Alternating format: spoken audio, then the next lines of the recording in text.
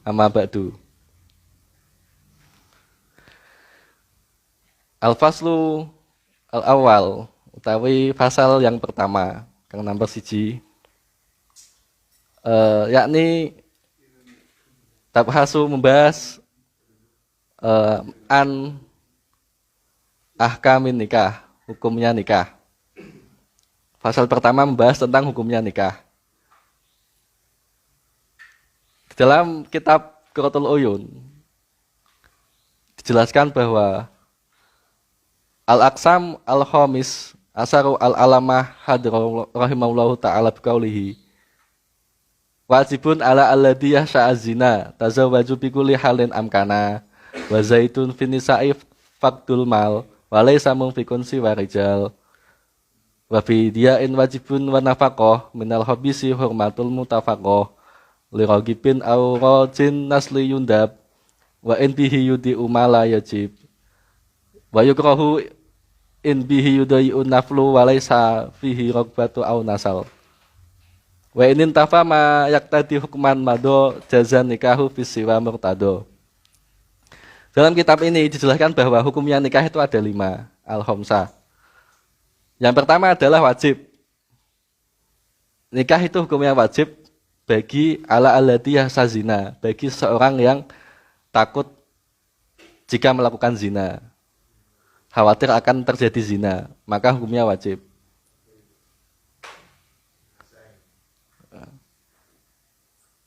Selain itu, selain takut terjadi zina, dia juga sudah siap untuk melaksanakan pernikahan. Siap dan wedi ngelakoni zina. Nek ora ndang nikah maka malah dadi zina, kebelet pengen nikah, makanya diwajibke. Hukum yang kedua adalah sunnah. Hukum nikah yang kedua itu adalah sunnah. Hukum nikah sunnah ini dikarenakan bagi seseorang yang dia tidak takut karena zina. Artinya tidak takut jika terjadi zina. Dia bisa menghindari zina. Dan dia juga belum siap. Nah, maka dia hukumnya sunnah. Ketika nanti sudah siap, maka harus segera nikah. Kemudian hukum nikah yang ketiga yaitu adalah mubah, boleh. Jika dia dia tidak takut zina dan juga dia sudah siap, maka hukumnya boleh. Yang selanjutnya adalah hukum nikah itu makruh. Artinya tidak disukai oleh Allah karena dia belum siap secara lahir dan batin, tetapi dia sudah siap secara keinginan, pengen nikah tapi belum mempunyai kesiapan dalam hal lahir dan batin, maka dia hukumnya makruh. Dan yang terakhir, yang paling penting adalah hukumnya haram. Hukum nikah haram ini karena dia sudah ingin menikah, tetapi dia masih bekerja yang haram. Artinya pekerjaan yang haram yang bisa membahayakan calon istrinya. Niku hukumnya Mas. Makruh, Mas, tadi. Makruh ya karena dia belum siap secara lahir. Ya. Kalau yang haram ini ada, misalnya contohnya orang yang mohon maaf ini yang kayak autis, difabel. Itu kan ketika nikah kan malah membuat istrinya khawatir gitu. Maksudnya takut. Takut karena orang yang difabel itu kan tidak bisa bersenggama. Tidak bisa beribadah. Orang difabel masih bisa bersenggama. Nah, boleh kalau gitu. Yang penting dia bisa bersenggama, maksudnya bisa memuaskan istrinya, menyenangkan istrinya gitu. Terus alasan kedua selanjutnya yaitu dia mempunyai pekerjaan yang haram. Ketika dia belum tobat, maka selagi dia masih berprofesi seperti kayak bandar judi, terus dia masih suka mencuri pekerjaan-pekerjaan yang haram, maka dia diharamkan untuk menikah. Itu untuk wanita atau laki-laki saja? Hukum-hukum Untuk tadi. laki-laki ke perempuan, laki ke perempuan. Jadi kalau itu hukumnya haram. Maka selanjutnya arkanun nikah khamsatun. Rukun-rukun nikah itu ada 5 dalam kitab ini. Yang pertama adalah al-aqidani, yaitu apa itu al-aqidani, yaitu az-zauz wal wali, adanya suami dan wali nikah. Yang pertama zauz, suami, wal wali, yang kedua adalah wali nikah. Wal maqut alaihima, yang selanjutnya adalah makot alaih. Makot alaih itu adalah wahuma az-zaujah was-sidaq. Yang selanjutnya adalah istri, adanya istri dan saksi. As-sodaq artinya adalah saksi. Jadi ada suami, istri, wali, sama saksi. Itu 4. Yang terakhir adalah mahar. Yang terakhir adalah sigot atau ijab kabul. Nah, itu adalah rukunnya nikah. Sigot artinya ijab kabul antara suami kepada wali ataupun kepada KUA yang mewakili. Jadi lamaran betul wajib di. Betul wajib. Maksudnya betul rukun nikah. Di sini adalah arkanun nikah khamsatun. Rukunnya nikah ada 5. Lamaran itu bukan rukun nikah. Kalau di sini, maksudnya di apa namanya? Nanti ada ini di sini, ada selanjutnya. Jadi adalah wal mahru wasigotu wazaujani. Mahar. Nah, ini baru membahas tentang mahar.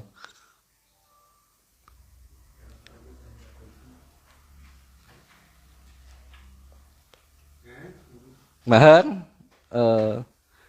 Qala al-Khatib rahimahullahu ad-dhahiru anna zauja wa zaujata ruknani li'anna haqiqatun nikah innama tujadu bihima wal wali wasigoh sartoni.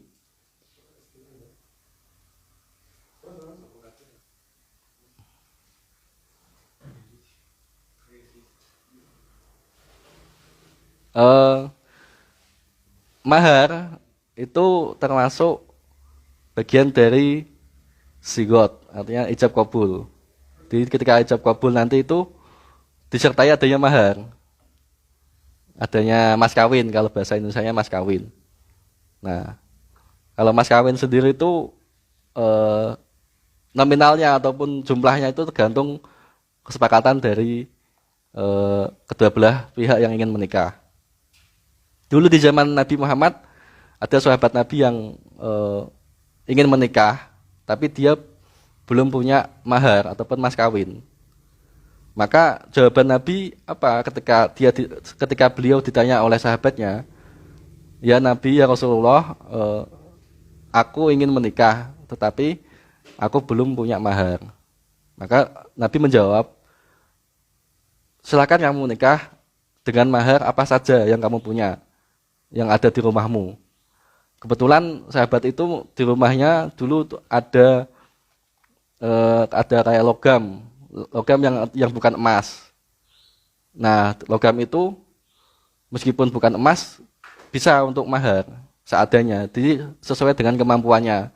Ketika sahabat Nabi tadi itu tidak punya apa-apa, artinya enggak dari keluarga yang kurang mampu tapi ingin menikah, maka ya bisa menggunakan mahar ataupun mas kawin yang seperti tadi yang dia punya, yang ada di rumah. Asalkan mas kawin atau mahar tadi itu punyanya sendiri, bukan punya orang lain. Seperti itu.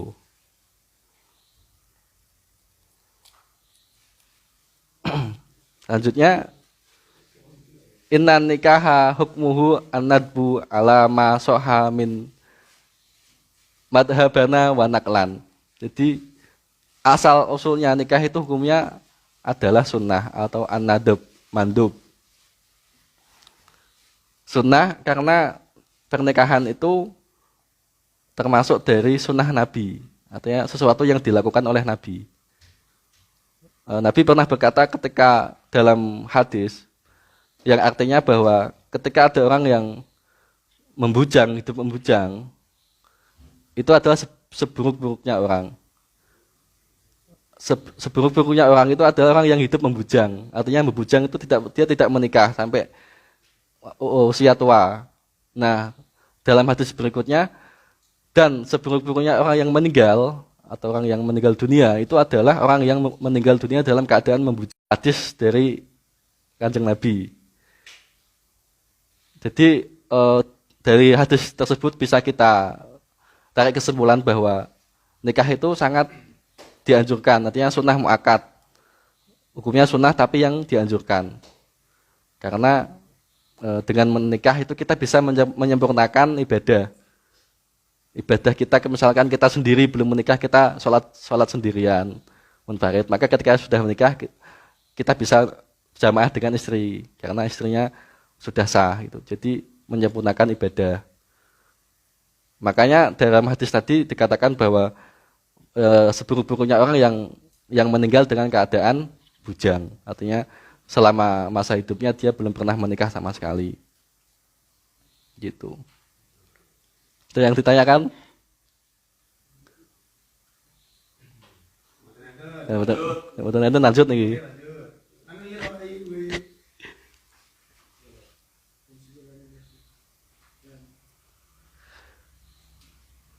Jadi ya, tak ulangi tadi ya, rukunnya ruknahu zaujani wasurtuhu wali wasigo. Jadi rukunnya nikah itu ada zaujani. Zaujani artinya suami dan istri. Wasartuhu, syaratnya nikah itu adanya wali wasigo dan ijab kabul atau sigot. Wali wasigo wasahidani. Sahidani artinya dua saksi. Itu syaratnya nikah, minimal ada dua saksi. Kewatan entah itu saksi dari laki-laki maupun perempuan. Sahidani.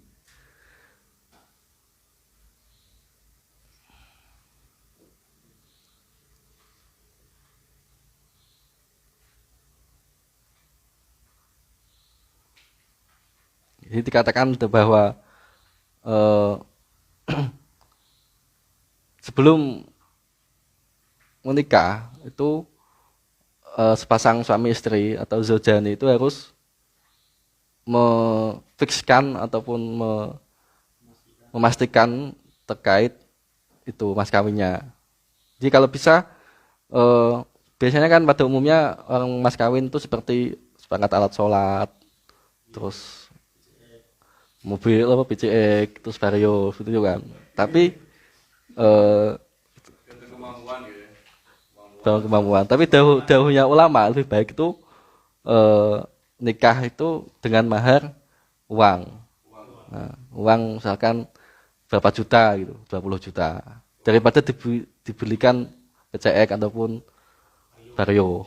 Lebih baik uang 20 juta. Karena uang mahar itu nantinya ketika kita sudah selesai menikah bisa digunakan untuk bisnis ataupun modal usaha ataupun modal untuk cari kerja.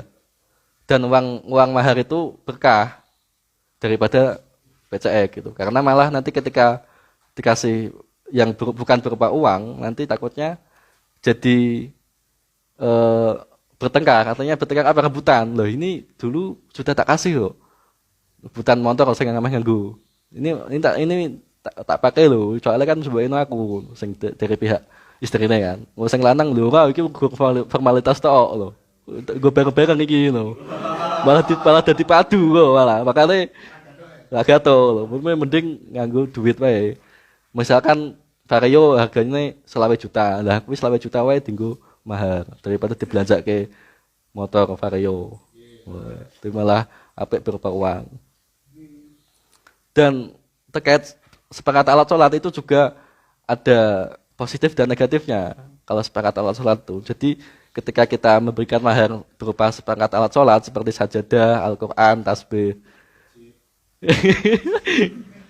Ya kuwi, makanya nek wis nganggo kuwi, engko malah sing wedo istrine yang dikasih mahar itu Soalnya tanggungan lah wis dikai mahar iki kudune dinggo. Misalkan sajadah dinggo lunga salat, dinggo lunga jamaah. Tasbih dinggo wiridan dikir. Terus apa jenenge Al-Qur'an dinggo maca terus. Malah biasanya kan kebanyakan sepakat alat salat berdene langsung nganggur, dinggo pajangan tok. Al-Qur'an dipajang, sajadah dipajang, ora tau dinggo malah dosa.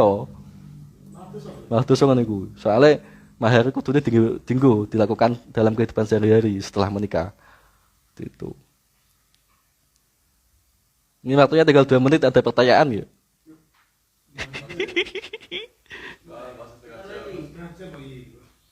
Setengah jam ini. Ya diskusi ini. Ada 15. Kalau dia ini betul tidak lagi.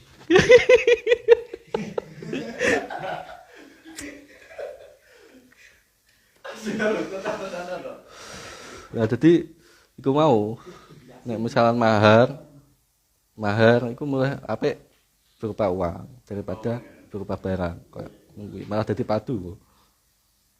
Tenang. Boleh. Kan alat seperangkat sholat tadi itu kalau digunakan hanya kan biasanya nek berupa barang, gue kan yo barang kan ada kan udah tau masanya lah maksudnya padahal rawat gitu loh, kalau kadang nek iso kaya sajadah 3 tahun wis ketok, jadi rungkoh 3 tahun setelah jadi ini misalnya itu gantian jaknya dan untuk mas kawin mahar gue wis disimpen deh gak apa-apa kan gak dipakai. Oh, ya ulangi ya pertanyaannya. Iya mas. Oh, padungan kono. Jadi ada pertanyaan bahwa ketika maharnya berupa seperangkat alat sholat, nah itu kan otomatis seperti sajadah, mukena, itu kan tidak awet, mungkin bisa bertahan 1 sampai 2 tahun sampai 3 tahun lah. Jadinya tadi ada yang bertanya gimana kalau dipajang, ditaruh di almari misalkan, atau di dipet biar awet gitu. Nah itu ya nggak boleh mas, harus digunakan gitu. Meskipun ketika nggak awet itu kan tergantung kita merawatnya. Misalkan sajadah ketika sudah kotor dicuci biar supaya awet gitu. Gimana cara kita merawatnya, kayak mukena juga. Misalkan nanti kalau sudah nggak layak pakai ya wis disimpen apa sebenarnya wis dienggo sik. Misalkan wis layak pakai mukena wis ana sing suwek, wis ra iso ditambal kan. Ya wis disimpen wae apa. Penting sakbare iki mau sakbare nikah langsung dienggo, langsung diamalke lah istilahnya. Iki mau. Malah tanggungan nek sepakat atas salat iki asine. Nek kecuali nek bojone awak dhewe iku salihah lho. Amin ngono ya, salihah. Asline istri sing ndek segep ibadah terus agamane apik, maka pasti kan kanggo kuwi lho. Mas kawinnya kan pasti kanggo, enggak mungkin enggak kanggo. Nah sing istrine wong biasa-biasa, wong nasionalis kan piye nah. Makane donga-donga kan nek iso istrine awake dhewe salihah ngono kan. Ben sekiranya mas kawinnya kanggo.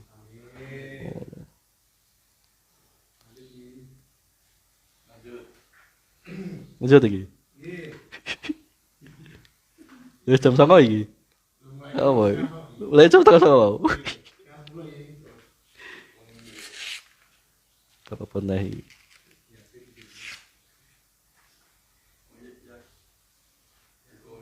Nah, Waqala sallallahu alaihi wasallam dan bersabda ajeng Nabi Muhammad sallallahu alaihi wasallam, tankihu almar'atu li arba'in. Nikahilah perempuan karena empat hal. Nah, ini dawuhnya atau hadis dari Kanjeng Nabi. Yang pertama adalah 5 liha karena bandane. Wa hasabiha lan hasabe. Wa jamaliha lan jamale atau kecantikane. Wa diniha dan agamane. Yang pertama adalah bandanya mal, kekayaannya. Jadi nikahilah wanita di arba'in dengan 4 hal. Yang pertama 5 liha kekayaannya, wahasabiha dan hasab ataupun nasabnya, keturunannya, wajamaliha kecantikan ataupun kegantekannya, dan yang terakhir wadiniha agamanya. agamanya baik apa enggak. Fa'alaika bidati ad-din tarbitu yadaka. Maka dari 4 hal tersebut, bagi kalian harus memprioritaskan ad-din atau diniha agamanya. Jadi dari keempat itu yang paling utama yaitu diniha. Fadaka ad-din. Waqala sallallahu alaihi wasallam, man arada ayul qiyallahu tahiran mutahhiran fal yatazawwaj al-harair.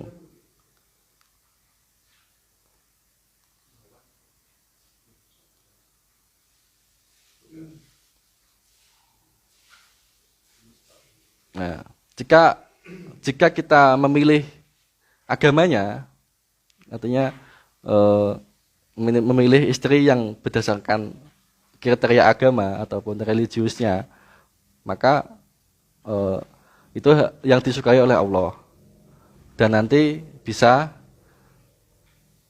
hidup bareng, hidup bersama menuju jalan Allah, yaitu surga Allah Subhanahu wa taala, dan dipertemukan kepada Allah Subhanahu wa taala kelak di hari akhirat. Amin amin ya rabbal alamin. Ada yang tanyakan?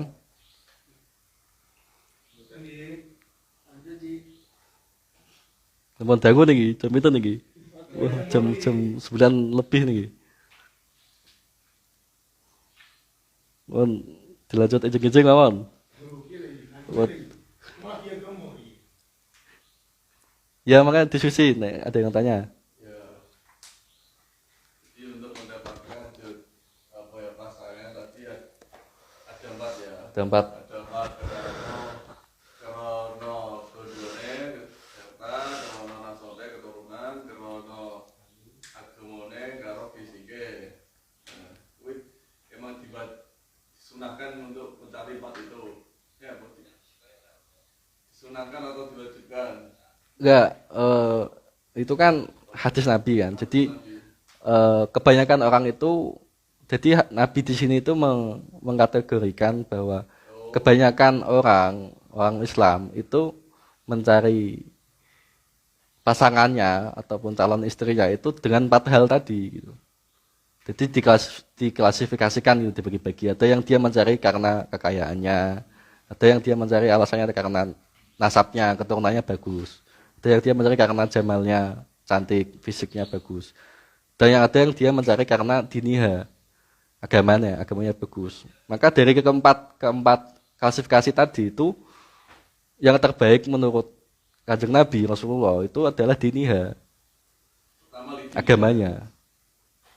Karena mungkin kenapa kok di diniha yang pertama itu? Karena dengan agama pasti dia akan bisa dari 3 yang tadi sebelumnya itu bisa melingkupi semua. Yang ketika bagus agamanya, dia cantik.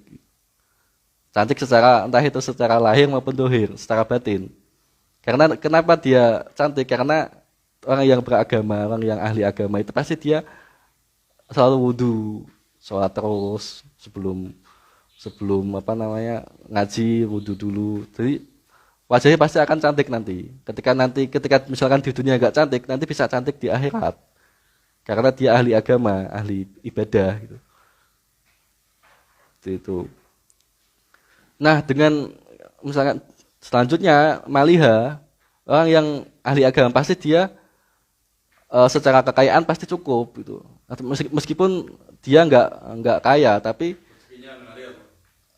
cukup gitu. Misalkan dia tidak rakus. Ketika yang dikatakan kaya kan ketika orang itu tidak butuh harta yang banyak gitu.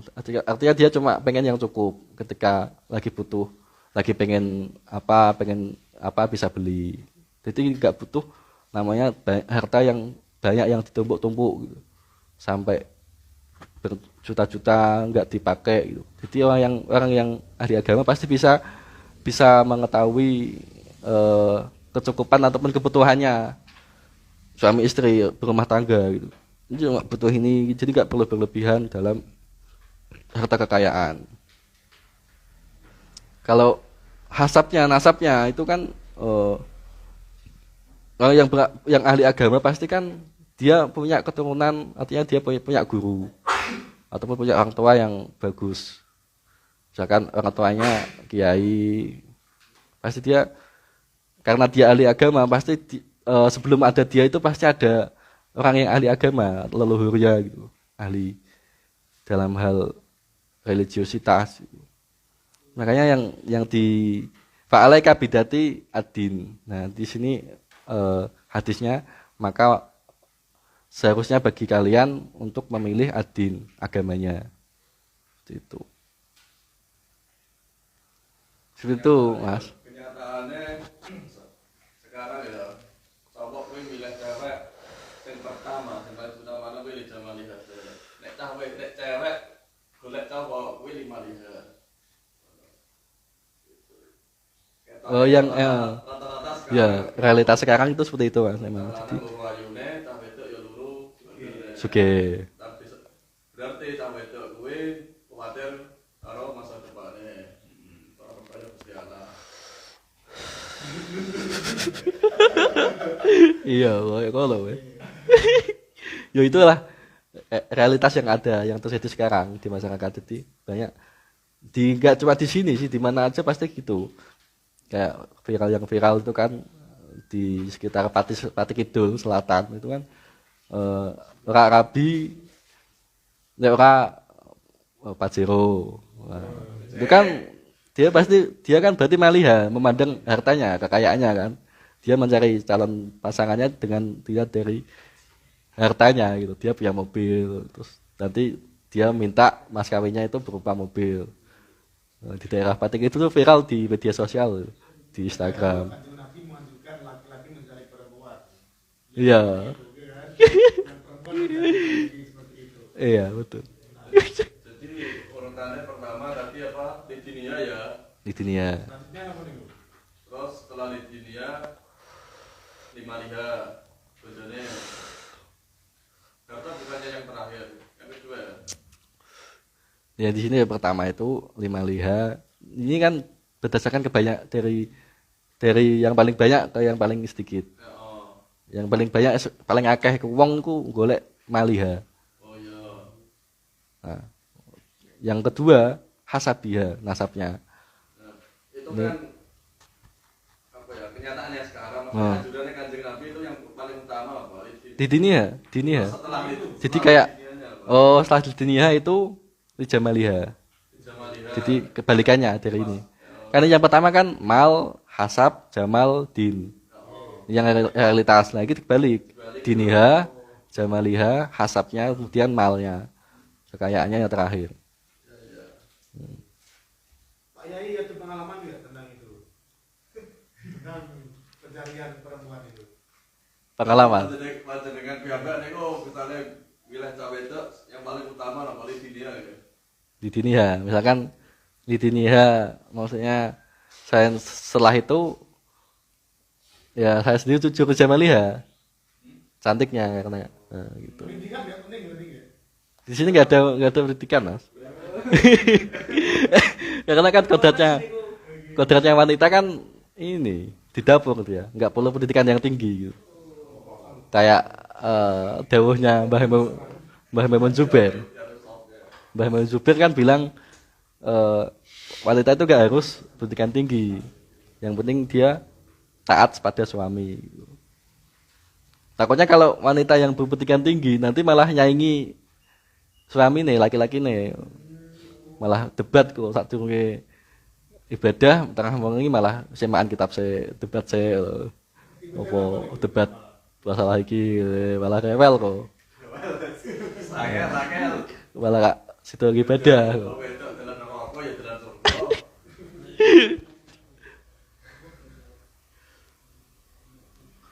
Mun nggih.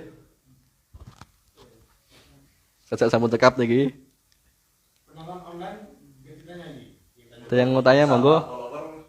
Yang mau tanya yang silakan bisa lewat chat, komentar.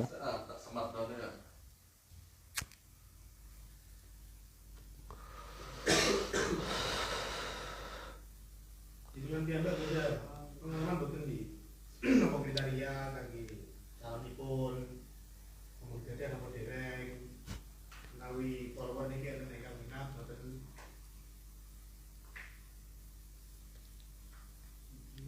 Geda. Apa gitu ya?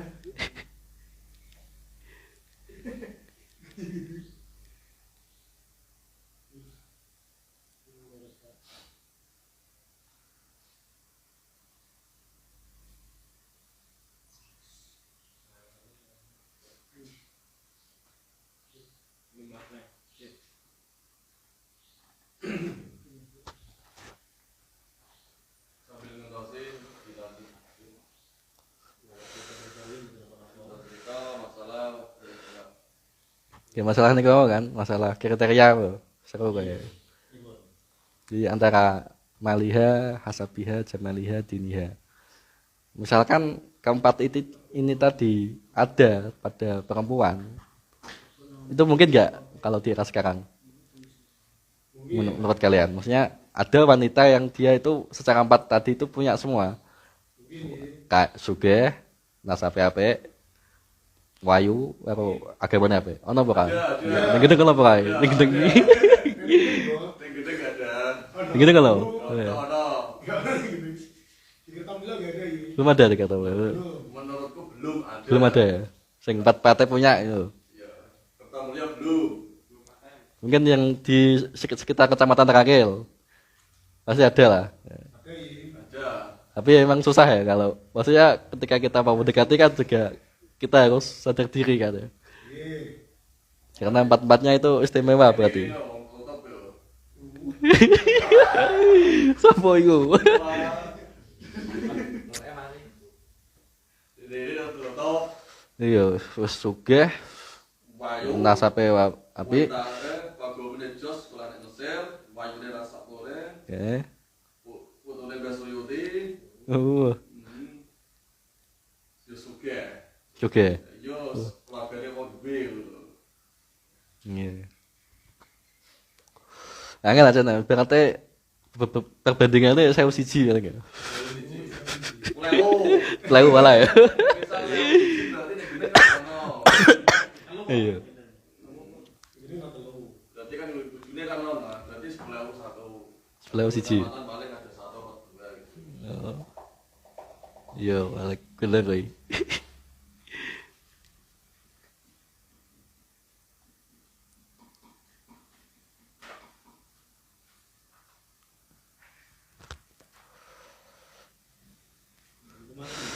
Waqala sallallahu alaihi wasallam Kalau masalah ini, dan dawuh sinten Kanjeng Nabi. Arba'a min sa'adatil mar'i. Arba'an iku papat min sa'adatil mar'i. Dari kebahagiaan seseorang. Ada 4 kebahagiaan seseorang.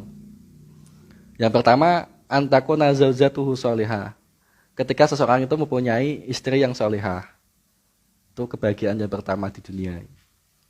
Istri soleh adalah kebahagiaan bagi laki-laki atau suami. Yang kedua, orang yang wa auladuhu abraron. Anaknya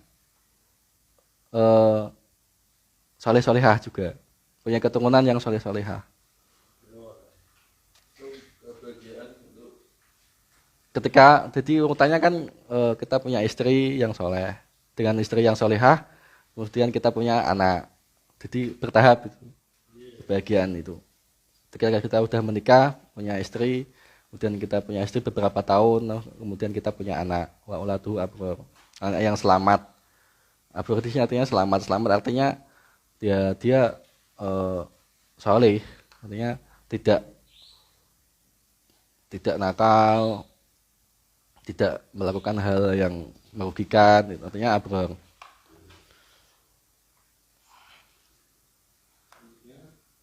Ya, yang selanjutnya adalah yang kebahagiaan yang selanjutnya yaitu wa yakuna rizquhu fi biladihi, yang mempunyai rezeki di rumahnya. Artinya ketika kita sudah nikah, sudah punya anak, dan kita sudah punya rumah. Biladi sini artinya rumah. Nah, rumah itu merupakan sebuah rezeki. Di rumah itu kita bisa mencari rezeki. Kita bisa bekerja untuk menafkahi suami istri, untuk anak. Kita sudah punya rumah sendiri.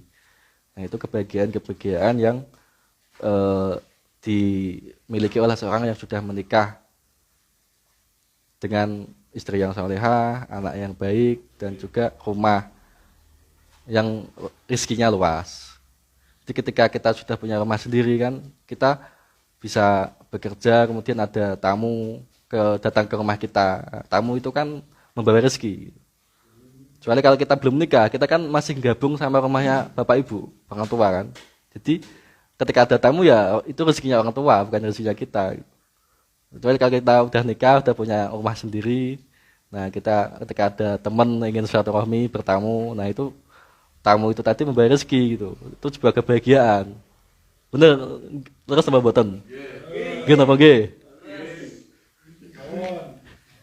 Nggih, ngoten niku kebahagiaan niku. Coba dibandingkan ketika kita udah nikah, tapi kita masih ikut mertua ataupun ikut orang tua, belum punya rumah sendiri. Nah, pasti kan kita nggak bisa bebas kan. Kerja kok mulai wengi yo dirasani iki kerja ora mulai-mulai. Waduh wajar. Yo, kuwi termasuk makane iku bukan wong sing bahagia ngono lho. Nek wong nikah tapi saya gabung karo wong tua, durung duwe Salat sampai uduk subuh ngene kuwi ora. wewo. Jalan-jalan karo aku sih. Makane iku kan enggak masuk ke kebahagiaan gitu. Dede-dede orang tuane turu lagi aduh. Makanya iku kedadian ya kan dari masyarakat tuh. Ini iso iki yo wis nikah, duwe anak iku duwe omah dhewe. Ben sekirane rezekine awak dhewe gampang. Ngoten.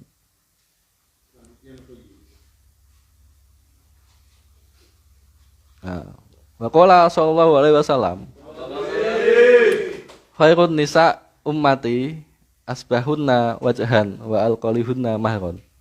Sebaik-baiknya perempuan atau istri dari umatku, dari golongan umatnya Kanjeng Nabi itu asbahunna wajhan, wajahnya yang berseri-seri, wajahnya yang selalu pagi kan identik dengan ceria, bangun tidur fresh, wajahnya fresh. Jadi wajahnya itu sebaik-baiknya wanita yang wajahnya fresh, artinya wajahnya selalu pagi, semangat terus gitu, nggak ngelentuk. Sore kan wis lemes. Nah, jadi wajah sing berseri-seri gitu kan pagi hari. Wa alqaluhinna mahron, dan yang ringan maharnya. Sebaik-baiknya wanita itu yang ringan maharnya enggak memberatkan suami gitu. Enten sing ditanglet ya. Mboten kalau tetep niki. Jamnya 9:30 niki. Terus sama menit lah ya. Sudah malam. Iya niku. Sudah balik. Udah. Rijal ini gitu. Bola. Iya niku wau. Sebaik-baiknya wanita ummati yang wajahnya berseri-seri dan tidak memberatkan maharnya. Itu wis dicap nang gone hadis. Gitu apa nggih? Betul betul sih. Mun iki yo, mun kalah lho. Masih ditangkap.